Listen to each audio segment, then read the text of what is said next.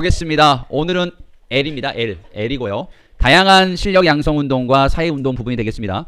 자, 우리 1학년 때 배웠던 내용을 지금 다시 한번 하고 있습니다.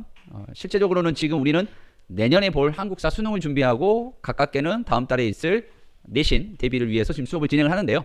뭔가를 새롭게 가르친다라는 개념보다는 시험에 어떤 내용이 나오고 수능에 어떤 내용이 나오는지를 여러분들에게 좀 분류해주는 그런 수업이라고 생각을 해주시고요. 1학기보다는 좀 더 2학기는 조금 더 시험들을 잘 봤으면 좋겠습니다.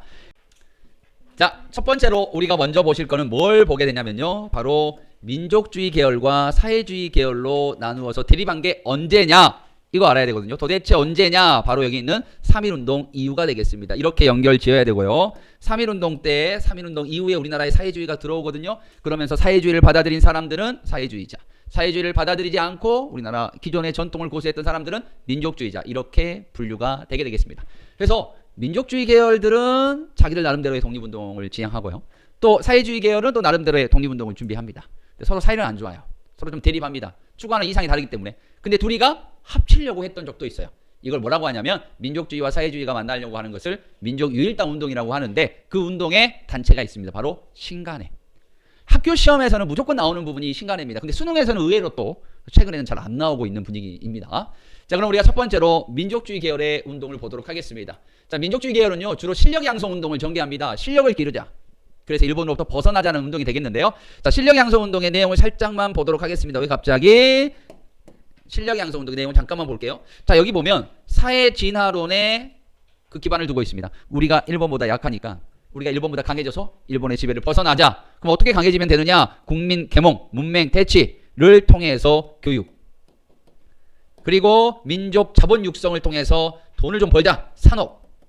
우리 이거 언제 본 것 같습니다. 사회 진화론의 배경으로 교육과 산업을 강조했던 게 1900년대에 보시면 보안의 헌정연구회, 대한자강회, 신민회와 같은 애국 계몽 단체가 있었습니다. 애국 계몽 운동하고요, 쉽게 얘기하면 애국 계몽 운동하고 실력 양성 운동은 같은 개념이라고 보시면 되겠습니다. 근데 뭐 애국 계몽 운동이 1900년대에 일어났으니까 애국 계몽 운동이 1920년대로 가면서 실력 양성 운동으로 나타났다, 이렇게 보셔도 되겠습니다. 자, 그다음 민족기업 설립운동을 보도록 할게요. 자, 민족기업이 드디어 설립이 좀 됐죠. 왜? 3.1운동 이후에 해사령이 폐지가 됐습니다. 해사령이 폐지가 되면서 일본 기업 10개 만들어질 때 우리나라 기업 한두 개씩 만들어집니다. 대표적인 게 경성방직 주식회사. 요거 지금으로서 면과 관련된 사업을 하는 곳이죠. 김성수라는 인물이 만들었죠. 자, 평양 메리아스 공장. 메리아스 들어보셨죠? 우리가 일반적으로 메리아스 뭐라고 해요? 안에다 입는 옷 하얀색, 이걸 메리아스라고 하죠. 원래 메리아스는 이때 들어올 때 이 메리아스는 뭘까요? 안에 있는 옷일까요? 침대요? 메리아스 침대요? 메리를 설마. 좋습니다. 좋아요. 재밌었어요. 예. 여기다 환한 웃음의 지금 아이콘이 아마 나오지 않을까 생각이 드는데요. 아닙니다. 뭘까요? 마친 사람 조금 트리스. 이게 에스파냐어예요. 미국말 아닙니다. 에스파냐어예요. 메리아스예요. 에스파냐어에서 온 거예요.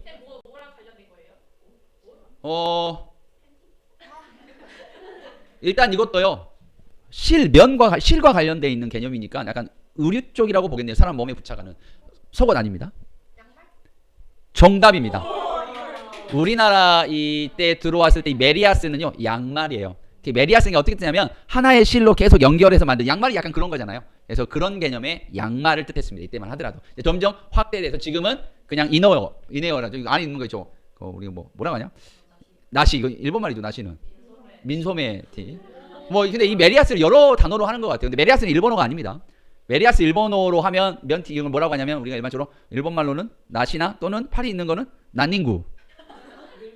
난닝구 일본어 아니에요? 일단 만약에 난닝구가 일본어가 맞으면 지금 제 이 발언은 영상에 나올 거고요. 난닝구가 일본어가 아니면 편집할 겁니다. 어떤지 한번 봐보도록 할게요. 자, 이런 기업들이 만들어집니다. 자, 다음으로 봐볼게요. 자, 다음은 물산 장려 운동이 되겠습니다. 방금 민족 기업들이 설립이 됐다고 그랬어요. 자, 그런데 일본 기업들은 엄청나게 발전을 해요. 근데 국내 기업들은 잘 안 돼. 왜 일본 기업들이 발전하냐면 일단 가격이 싸요. 그리고 품질은 되게 좋아요. 이런 걸 우리가 뭐라고 하죠? 가성비라고 하죠. 가성비가 좋아. 근데 국내 기업은 대규모로 만드는 게 아니라 보통 대부분 핸드메이드 개념이 크다 보니까 가격은 어때? 핸드메이드가 훨씬 비싸죠. 품질은 살짝 떨어지는 경향이 있어요. 한마디로 가성비가 안 좋아. 그런데 사람들로 하여금 야 그래도 일본 제품이 가성비가 더 좋긴 하지만 국산 제품 사용해 주세요. 비싸지만 뭐 어떡해 돈이 없는데. 그러면 우리가 토산품을 애용해야 되니까 토산품 애용하자는 애국심 차원에서 근검 저축하세요. 아껴 쓰세요. 술 끊으세요. 담배 끊으세요. 그러면 술 끊고 담배 끊고 이 돈을 모아 비싸지만 우리 제품 활용해 주세요. 이게 물산 장려 운동입니다. 성공했을까요? 실패했을까요? 약간 실패 느낌이 좀 오죠? 너무 애국심에만 기댔다 이렇게 보시면 될 것 같고요. 일단 여기 보시면 민족 기업을 육성하자는 목적이 되겠고요. 자, 평양에서 했습니다. 중요합니다. 학교 시험에는요 제가 지금 체크하는 것만 출제하겠습니다. 자, 누가 조만식이가 조만식이라는 사람은 뭐 대단한 사람입니다. 나중에 신간회까지 활동도 했고요. 또 소련이 1945년에 우리가 광복이 돼서 들어왔잖아요. 그때 북한의 대통령으로 콕 집어준 사람이 조만식이었어요. 조만식이었습니다. 그 정도로. 하지만 조만식은 소련과의 신탁통치 부분에 있어서 조금 불협화음이 있어가지고 과감히 포기를 했고요. 결국 1950년 6.25 전쟁 중에 죽었다는 기록이 있는데요. 김일성에 의해서 숙청당했다. 이런 이야기가 일반적이 되겠습니다. 우리 학교 기하 선생님 중에서 조연식 선생님이라고 있어요. 조연식 선생님의 증조 할아버지입니다. 조만식. 이거 믿는 거예요? 아니, 평양 분이고 북한 분인데 조연식 선생님은 전라도 분이에요. 예. 너무 거리가 멀죠. 예. 이렇게 2학년 일반 친구들이 순수하네요. 예, 좋습니다. 그냥 라임이잖아요. 조만식, 뭐 조연식 이런 식. 뭐 그렇게 따지면 고부군수 조병갑은 뭐 조병덕 선생님 증조 할아버지인가요? 예, 라임인 거잖아. 야, 이걸 진짜로 믿다니. 자, 좋습니다. 자, 여하튼 뭐 조만식 보셨고요. 그 다음에 구호 이번 시험에 아마 구호 나올 겁니다. 내 살림 내 것으로, 조선 사람 조선 것으로. 자, 이거는 물산 장려 운동의 구호가 되겠습니다. 이건 어디에 구호입니까? 라고 물어볼 수도 있고, 물산 장려 운동의 구호를 쓰세요 라고도 물어볼 수 있고요. 예. 자, 그 다음 실패했다. 특히 사회주의자들이 비판했습니다. 야, 우리가 금주하고 금연해서 돈 아꼈단 말이야. 그래서 비싼 우리나라 제품 사줬어. 그럼 이게 어디에 좋은 거야? 이 돈이 뭐 독립운동 자금에 들어가? 이게 어디에 좋은 거야? 결국 이 회사 사장만 배불러주는 거 아니냐. 그래서 사회주의자들의 비판을 받았다. 보도록 하겠습니다. 밀립대학 설립운동입니다. 자, 밀립대학 설립운동은요 말 그대로 2차 조선교육령 때 대학 설립을 허용해 줍니다. 대학 설립하려면 돈이 있어야 돼요. 계산을 해보니까 1,000만 원 정도 있으면 될 거라고 생각을 했어요. 그래서 3년 동안 모금 계획을 세웁니다. 어디에서? 조선 밀립대학 기성회에서 1923년부터 3년 계획을 가지고 1,000만 원 모으자. 1,000만 원 모으면 학교 세울 수 있겠다. 어디? 대학. 자, 그래서 구호를 붙입니다. 한민족 1천만이 한 사람 1원씩. 자, 이거 성공했을까요? 실패했습니다. 자, 사실 1924년에요. 홍수도 일어나고 가뭄도 일어나고 이때 좀 자연재해가 좀 있었다라고 합니다. 그것 때문에 모금운동이 중단됐습니다. 좀 아름답게 포장하긴 했지만 실제로 모금운동이 활발하게 일어나지 않았습니다. 왜? 나랑 크게 관여하지 않았기 때문이죠. 자, 그 다음 문맹 퇴치운동 가겠습니다. 지금 서울대학교가 지금 일본이 모금운동 딱 중단했거든요. 그러니까 일본이 경성제국대학이라는 대학을 설립해 줍니다. 1924년에. 뭐 이때는 법학부하고 의학부만 만들어져요. 1941년에 다시 이공계열 기술 관련 분야를 만들어 줍니다. 문맹 퇴치 운동을 보도록 하겠습니다. 일제가 식민지 차별교육 정책으로 한국인의 문맹률이 증가했다라는 것도 있지만 또 일단 기본적으로 문맹률이 높았어요. 우리가 교육에 대해서 그렇게 신경 쓰지 않았다라는 거죠. 그러다 보니까 어디에서? 자, 중요합니다. 조선일보에서 돈을 대서 문자 보급 운동을 주도하고요. 구호 아는 것이 힘, 배워야 산다. 자, 부나로드 운동이 되겠습니다. 자, 부나로드 운동은요 동아일보에서 주도했고요. 구호는 배우자, 가르치자, 다 함께 부나로드가 되겠습니다. 주로 학교를 많이 세웠다라고 생각하시면 되겠고요. 이거는 뭐 시험에는 안 나오겠습니다만은 여러분들 시문이라는 사람 알아요? 소설가죠. 시문이 1932년에 쓴 상록스라는 글이 있습니다. 이게 뭐냐면 최영신인가? 네, 최영신. 이게 실존 최용신인가 그 실존 인물을 갖다가 쓴 거예요. 주인공으로 갖다가. 최영신이가 원래 대학생이에요. 대학생인데 자기 시골로 농촌으로 내려와서 애들을 교육하는 거야. 근데 일제가 탄압하니까 맨 마지막에는 문을 못 열게 하니까 내 정확한 기억은 아닌데 어디 뭐 학교 담벼락에 이렇게 애들이 모여드니까 거기서 뭐 이렇게 수업을 하는 뭐 그런 내용으로 마무리되지 않나요? 네, 정확히는 상록수. 예. 이거 상록수 교과서에 안 나오니? 안 나와요. 문학에 근데 안 나오나요? 그러구나. 하여튼 이 심훈이라는 사람이 부나루도 운동을 함께 했던 사람입니다. 예. 시험에는 나오지 않은 내용입니다. 여러분들이 빨간색만 기억하시면 되겠습니다. 자, 자, 어떤 이거 물어봐요. 근데 미신타파, 구습제거, 농촌계모 이런 건 안 나오냐? 안 나옵니다. 공부하실 필요 전혀 없습니다. 빨간색만 체크되어 있는 것만 시험에 나오도록 하겠습니다. 자, 계속 가도록 하겠습니다. 자, 여기에서 여러분들 이거 하나 볼게요. 자, 우리가 아까 민족주의자들하고요. 그 다음에 사회주의자로 나온다고 그랬죠. 자, 민족주의자들 중에서요. 일본하고 타협한 애들이 있어요. 일본한테 잘 보여서 우리가 정치에 참여하자라는 참정권. 또 일본의 지배를 인정하고 그 안에서 자치하자는 자치론자들. 이런 사람들이 주로 어디서 나오냐면 이 민족주의자들에서 나옵니다. 얘들을 일본과 타협했다 해서 우리가 타협적 민족주의 이런 표현을 쓰고요. 절대 일본과 타협할 수 없다라가 비타협적 민족주의자가 되겠습니다. 그래서 나중에 이 비타협적 민족주의자들과 사회주의자들이 만난 거예요. 그게 민족유일당인 겁니다. 자, 이렇게 하나, 둘, 세 팀이 있었는데 두 명이 만났어. 한마디로 민족유일당 운동에 신간회를 만들어내게 되고요. 둘이는 주로 타협적 민족주의자들을 비난하게 됩니다. 얘들을 뭐라고 비난하느냐? 니들은 기회주의자야. 니들은 기회주의자야. 니들은 친일파야. 이런 식으로 비난하게 되게 됩니다. 자, 그래서 이 타협적 민족주의자들이 참정권 운동과 자치운동을 주로 이어나갑니다. 자, 볼까요? 이들의 가장 큰 문제점은 이거죠. 일제의 식민 지배를 인정했다는 거죠. 또 이들은 일제의 민족 분열 정책에 이용당했습니다. 무식한 놈들이죠.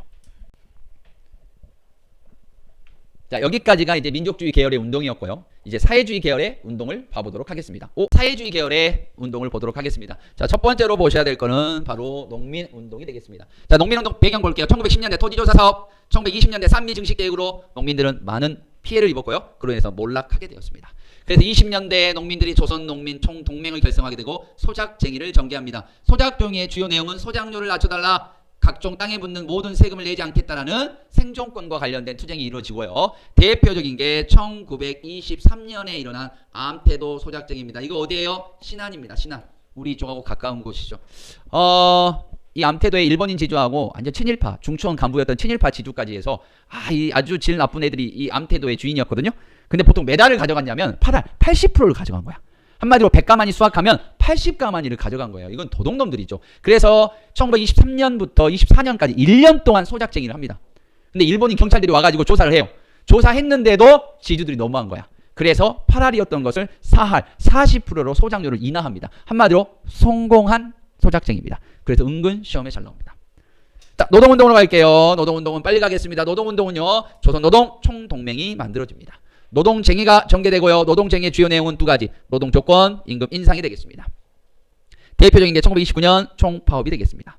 자, 여기 위에서 하나 빠진 게 있어서 갈게요. 20년대는 생존권과 관련됐었는데요. 30년대로 가면 농민들은 정치투쟁으로 발전했다도 한 가지만 더 기억해 주시면 되겠습니다. 갈게요. 60만세 운동입니다. 자, 60만세 운동 보도록 하겠습니다. 자, 60만세 운동은요, 일단 사회주의 세력과 천도교 세력 학생들이 주도했습니다. 주도 날짜는 순종의 서거일이죠. 자, 이거 수능에도 은근히 나오는데요. 고종이 서거했을 때 많은 사람들이 모여서 했던 게 3.1운동입니다. 왜 어디서? 고종석이요? 고종서거. 여기에서, 예, 여기에서 아이들이 고종석이다. 뭐 어떻게 고종서거 빨리 하면 고종서거 이렇게 되겠네요. 알겠습니다. 3.1운동. 60만세 운동은 순종이에요. 이게 수능에 사실 잘 나와요. 이게 잘 나와. 고종의 서거일에 맞춰서 3.1운동이 진행됐다. 이건 오히려 다 잘 안 나오죠. 60만세 운동.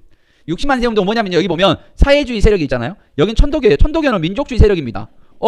민족주의 세력하고 사회주의 세력하고 만났다고? 이걸 민족유일당이라고 합니다. 결국 60만세 운동을 바탕으로 1927년에 신간회가 만들어지는 거죠.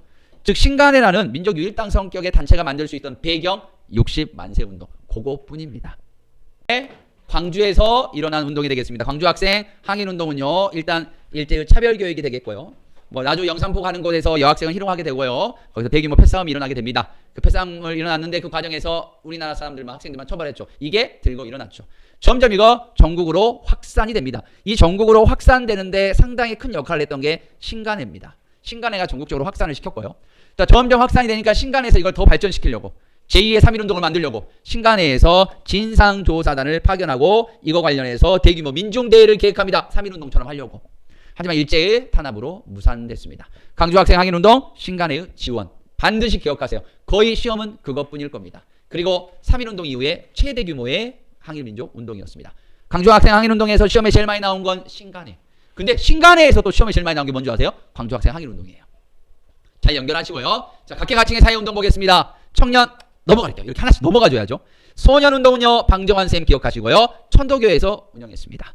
어린이라는 단어를 처음으로 썼네요. 우리가 그런 단어 있잖아요. 이걸 활용해가지고 요리를 뭐라면 뭐예요? 요리니. 배틀그라운드를 뭐라면 베리니. 왜요? 아, 이 단어를 지금 제가 안다는 거에 놀란 건가요? 이런 단어 정도야 싹 가능하죠. 여성 운동으로 갈게요. 자, 여성은 근우회인데요. 이 근우회라는 건 여러분들 보통 일반적으로 이렇게 표현합니다. 신간회의 자매단체다라고 표현하고요. 한마디로 이 근우회도 민족 유일당의 성격을 가지고 있다. 이렇게 보시면 되겠습니다. 자, 근우회 구호를 보시면요. 이렇게 돼 있어요. 조선 여자의 공고한 단결과 지위 향상을 위해 활동한다라고 되어 있기 때문에. 자, 형평운동 가겠습니다. 형평운동은요, 조선 형평사를 조직하게 되고요. 자, 주로 뭐냐면 백정에 대한 차별을 없애자라는 운동이 형평운동이 되겠습니다. 신간회를 보도록 할게요.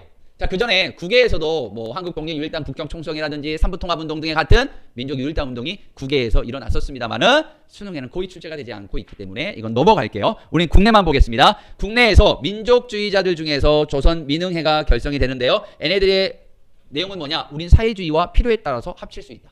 자, 사회주의자들은요, 1925년에 만든 치안유지법으로 고통받고 있었습니다. 그래서 정부의 선언을 통해서 함께 할 수 있다. 누구와? 민족주의자와. 단 비타협적 민족주의자만 함께 할 수 있다 하죠. 그럼 조선민흥회와 정우회가 만납니다. 그래서 만들어진 게 여기 나와 있는 신간회가 되겠습니다. 신간회를 보도록 할게요. 자, 위에 나와 있죠. 말장난에 속으면 안 되겠습니다. 비타협적 민족주의자와 사회주의입니다. 타협적 하면 틀린 내용이 되겠죠. 자, 이들의 강령은 세 가지가 있습니다. 첫 번째 1번 정치 경제적으로 각성하자. 두 번째 단결하자. 기회주의자를 없애자. 여기서 기회주의자는 타협적 민족주의자입니다. 자, 활동 중에서 시험에 나오는 거 뭐가 있느냐? 아까 했던 광주 학생 항일운동에 진상조사단을 파견했습니다. 자, 여기 보면 노동운동에, 농민운동에, 노동운동에 보면 원산 총파업도 일부 지원을 해줬는데요. 우리는 광주 학생 항일운동만 기억하겠습니다. 결국 해소하게 되죠. 민족주의와 사회주의의 이념적 갈등 때문에 이게 쉽게 합쳐지기가 힘들거든요. 이념적 갈등 때문에 해체를 하게 됩니다. 뭐, 이 정도만 보시면 될 것 같고요. 자, 밑에 보면 이제 민족문화수호운동이 있습니다. 조선어 연구회가 발전된 게 조선어 학회가 되겠습니다. 여기서는 여러분들 뭐만 공부하시느냐? 조선어 연구회와 조선어 학회에서 하는 일들이 있어요. 3개씩만. 요거 구별만 하시면 되겠습니다. 먼저 조선어 연구회는 각야날을 제정합니다. 각야날. 몇일이에요? 한글날 언제예요? 10월 9일이죠.